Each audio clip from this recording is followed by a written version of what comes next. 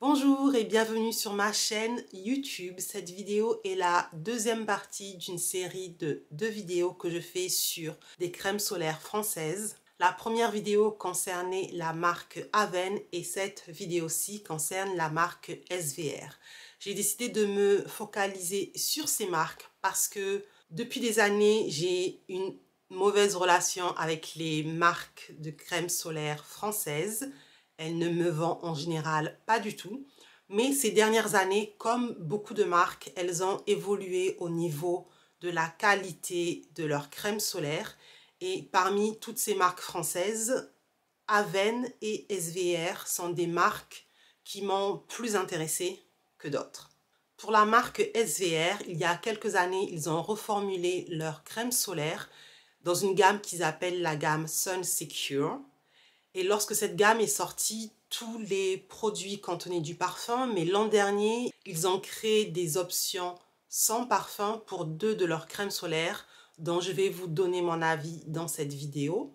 Mais en plus, je vais vous parler d'une 3e crème solaire qui contient du parfum, mais qui pour moi a suffisamment d'avantages pour que j'en discute dans cette vidéo. Et d'ailleurs, je vais commencer par cette crème solaire qui s'appelle le lait crépitant. Ça vient sous ce packaging. C'est une crème solaire qui peut être utilisée pour le corps, le visage, pour les bébés, pour les enfants, pour les adultes. Et elle vient, comme vous pouvez le voir, sous un packaging assez grand, 200 ml pour 24 €. Le prix n'est pas excessif, mais il n'est pas non plus pas cher. Elle est appelée lait crépitant, mais pour moi, la texture me rappelle celle d'une crème fouettée. Le côté crépitant est très juste parce que lorsque vous l'appliquez, il y a des petites bulles qui crépitent et qui font du bruit.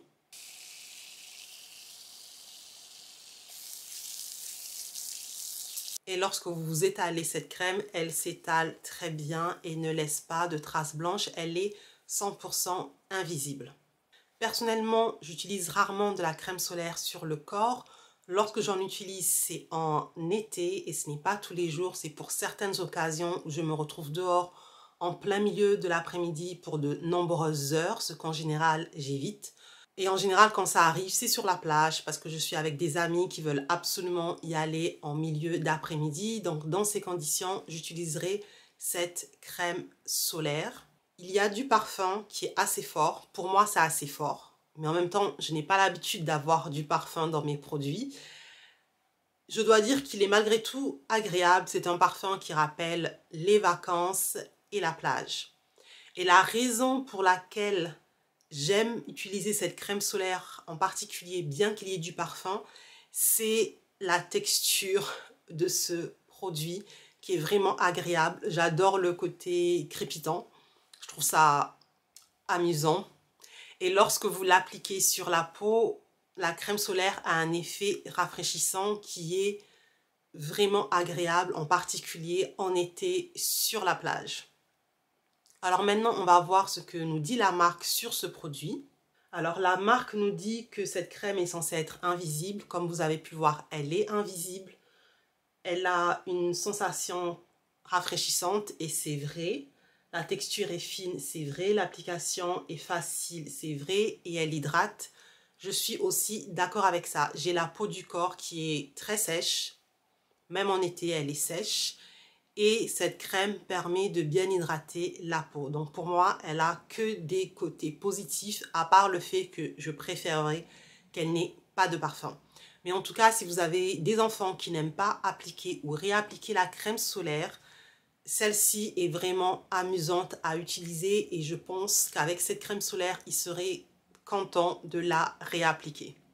Ce que j'aime aussi avec ce lait crépitant, c'est le fait que contrairement aux brumes qui ont aussi une texture légère, le produit, lorsque vous poussez la pompe, se focalise sur la peau et ne va pas aller dans l'air environnant. Les brumes ne sont pas très précises lorsque vous les appliquez sur le corps et la quantité de produit que vous avez est très fine, très légère, je trouve trop. Surtout si vous êtes à la plage, alors que ici la texture est fine mais suffisamment épaisse en même temps. Donc pour moi, c'est beaucoup plus pratique qu'une brume. Les 2 crèmes solaires qui suivent sont vendus avec du parfum, mais aussi avec l'option sans parfum. Et ce sont les 2 seules crèmes solaires sans parfum qui sont vendues par la marque SVR pour cette gamme de produits. Il s'agit du lait et il s'agit de la crème mousse. Alors, je vais donner mon avis en comparant ces 2 produits l'un avec l'autre. Alors, en commençant par le lait. Alors, ils appellent ça lait, mais j'appelle ça une crème. Ça a la texture d'une crème qui est hydratante, qui s'étale facilement et qui est 100% invisible. Le packaging est assez grand, c'est 250 ml, ce qui est plus que le lait crépitant, qui est de 200 ml. Donc finalement, lorsque vous regardez le prix pour la quantité, celui-ci est moins cher. Du fait de son packaging assez grand, il est conseillé aussi bien pour le visage que pour le corps, pour les enfants, pour les bébés, pour les adultes. L'autre crème solaire vient cette fois sous un format classique de 50 ml, qui est un format classique pour le visage. Bien sûr, avec cette quantité, ne perdez pas votre temps à l'appliquer sur le corps. Et ici, on a un prix qui est assez classique. Il n'est pas cher, il n'est pas cher par rapport aux crèmes solaires que l'on peut trouver en France. Alors, ils ont décidé de l'appeler une crème mousse, mais pour moi, c'est plutôt une crème mousse pâte. Je rajouterai le mot pâte dedans parce que la texture est assez épaisse. Et au début, ça peut être déconcertant parce qu'elle ne va pas s'appliquer aussi facilement, de façon aussi agréable qu'une crème classique. Et personnellement, je pensais vraiment que je n'allais pas apprécier cette crème lorsque je l'ai utilisée à cause de cette texture. Mais finalement, avec le temps, je me suis habituée et ça ne me pose pas de problème. Je dirais qu'avec cette crème-ci, lorsque vous l'appliquez, vous pouvez sentir un petit côté granuleux. Et pour minimiser cela, j'aime bien la masser dans mes doigts avant de l'appliquer sur mon visage.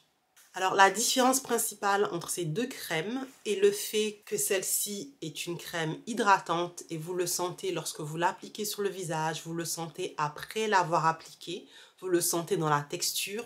Si je regarde maintenant ce que nous promet la marque pour ces 2 produits en commençant par le lait, on nous dit que ce lait est censé être invisible avec une absorption rapide. Je suis d'accord avec ça.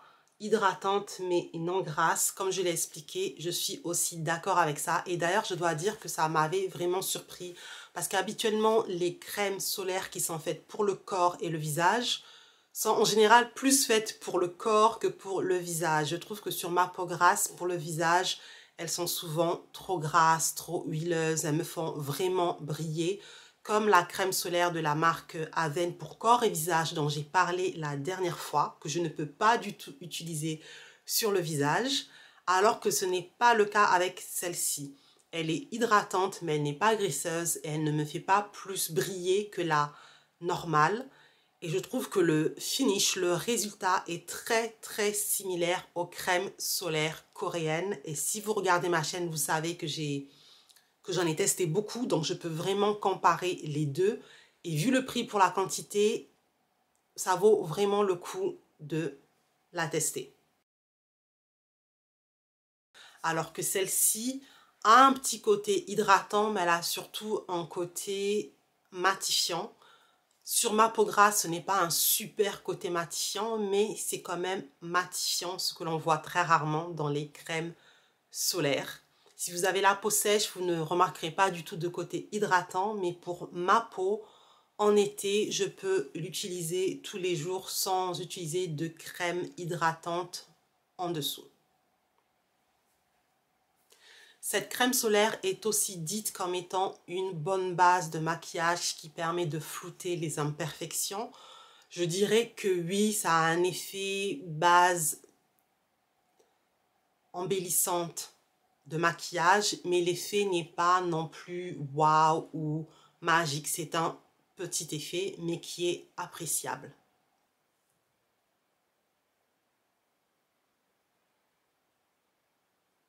Si je regarde maintenant ce que nous promet la marque pour la crème mousse, Encore une fois, je suis d'accord avec le fait que c'est invisible, que ça a un côté matifiant, que ça floute les imperfections, mais comme je l'ai dit, ce n'est pas non plus magique.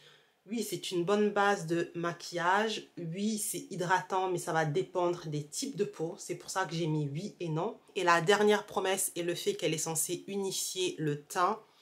Pour ma part, ce n'est pas le cas. Elle a juste un côté invisible, mais il y a la partie teintée orange qui peut avoir cet effet bonne mine sur certaines complexions de peau, mais ce ne sera pas le cas pour tout le monde.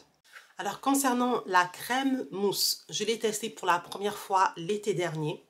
Donc j'ai un tube vide ici, donc j'ai vraiment eu le temps de la tester à différentes saisons. Je l'ai testée plusieurs jours d'affilée et elle ne m'a pas donné de boutons, elle ne me pique pas non plus les yeux, mais je me rappelle que j'ai une abonnée qui m'a parlé de cette crème et elle m'expliquait que cette crème lui piquait les yeux après plusieurs heures. Mais ça n'a pas été le cas pour moi. L'été dernier, je l'ai beaucoup utilisée le matin en allant courir parce que son côté matifiant aide si vous avez la peau grasse, que vous aimez courir, y compris l'été. Vous savez qu'avec la sueur et la peau grasse, vraiment, vous brillez comme de l'huile. Si vous utilisez une crème solaire classique, donc j'ai vraiment aimé l'utiliser le matin pour aller courir. Elle était juste top. La crème solaire lait, c'est une crème solaire que j'ai testée cette année seulement, donc ça fait juste quelques semaines. Je ne l'ai pas encore testée plusieurs jours d'affilée. Donc au niveau du fait qu'elle me donnerait des boutons ou pas, pour l'instant je n'en ai pas vu. Mais parfois il faut que j'utilise un produit pendant 1 à 2 semaines, plusieurs jours pour voir des boutons arriver. Donc pour l'instant je ne l'ai pas testé jusque là. Mais jusqu'à présent je n'ai pas eu de mauvaise surprise. Elle ne me pique pas non plus les yeux. Mais je n'ai pas encore testé en été. Il y a certaines crèmes solaires qui vont me piquer les yeux en été à cause de la chaleur, de la transpiration. Mais au printemps, en tout cas, je n'ai pas eu de soucis avec celle-ci. Comme je l'ai expliqué, elle n'a pas de parfum, mais elle a une odeur quand même de crème solaire, mais qui se dissipe assez rapidement. Donc, je vais continuer à la tester cet été et je vous donnerai ma conclusion définitive en commentaire pour vous dire si elle me fait des boutons ou pas. Mais ça, c'est très personnel. En tout cas, si vous avez la chance qu'elle ne vous donne pas de boutons, foncez car elle m'a vraiment surprise par son prix et sa qualité.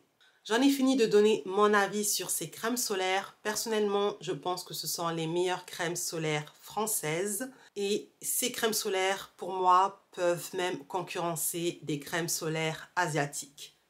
Et je suis particulièrement contente du fait que j'ai pu trouver une crème solaire qui aille aussi bien pour les peaux grasses aux peaux sèches. Si vous avez déjà testé ces crèmes solaires, dites-moi en commentaire ce que vous en pensez. On peut tous avoir des avis différents.